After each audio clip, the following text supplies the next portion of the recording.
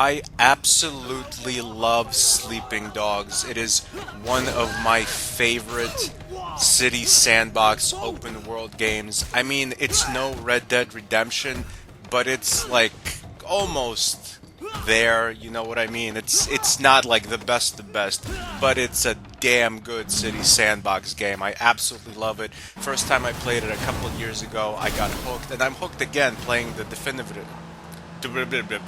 playing the playing the definitive edition. I'm now just as hooked as I was.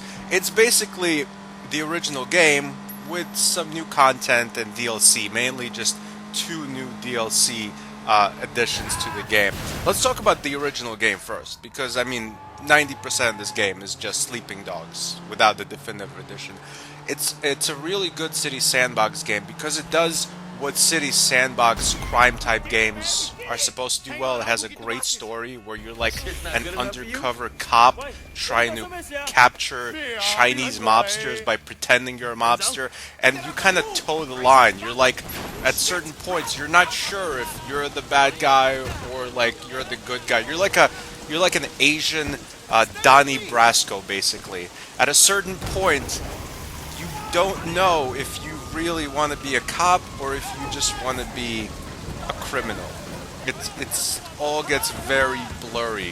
The thing is, you are the worst criminal in Hong Kong. I believe that's the city where this is the game takes place in. You kill so many people in this game, not just bad guys, and you kill them brutally. Like when you're fighting bad guys, you have the option to just beat them up, or you can just like have these Mortal Kombat fatalities where you straight up throw them off rooftops, you throw them into electricity, you impale them on things, you murder so many bad guys. But you don't just kill bad guys, which is already something that, you know, could get you kicked off the force and whatever, go to jail for.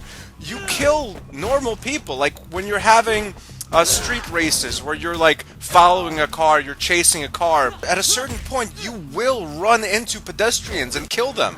So it's like you're pretty much the number one most wanted man in China. You are by far, you kill way more people than any of the triads that you're trying to arrest. You kill like 100 times more people than all of the triads put together. So you are the worst criminal in the game. It's ironic that you don't go on a quest to arrest yourself. That being said, the game is really, really good. It has a great story, despite the fact that just it doesn't mesh well with the gameplay, because you're supposed to be this good cop who's struggling with things, and the story is really good. But then, when you actually start playing the game, you can't go 5 minutes without straight up murdering about a dozen people. Aside from the story, the really thing that really makes this game good is how polished the game is, how good the game looks, and how much fun the actual combat is. This is a city sandbox game that, unlike most of the other city sandbox games, they focus mainly on shooting. This game does have shooting, but it's very sparse. You very rarely shoot. It's mainly a beat 'em up. It's a Gotham Knight type beat 'em up, where it's like a bunch of different enemies that surround you. It could be like 12 guys, an entire army of guys that surround you. And, you know, some guys are really big and strong, some guys are fast, some guys have weapons, and you have to kind of change up your strategy by the way you fight, depending on like what type of guys you're fighting. Like a really big fat guy, obviously you can't clinch with him, so you just beat him up. A guy that's super fast, you try to like wait for him to hit you and then you counter. You try to build up combinations, and of course the most important thing to do is you try to either incapacitate the bad guys or kill them as soon as possible, so you can just finish off the fight as soon as possible. Sleeping Dogs kind of reminds me of an open world version of Fighting Force for the PS1, that great classic beat-em up game, which was itself basically a 3D version of Streets of Rage. That's what the game was made to be in the beginning, but then whatever, they changed the name. So yeah, that's fantastic. This literally is kind of like a 3D open world Streets of Rage, and I mean, you cannot get better than that in terms of beat 'em ups. Streets of Rage 2, probably the greatest beat 'em up of all time. Now I want to get into the things that aren't so good about the game, and that's the definitive parts of the game. It has a few additions. There's a lot of additions actually. Mainly it's just these two DLC options for the game, which is Nightmare North Point DLC and also the Year of the Snake. Now the Nightmare in North Point, it's like this horror version of the game. The story is really stupid, and I never got into it.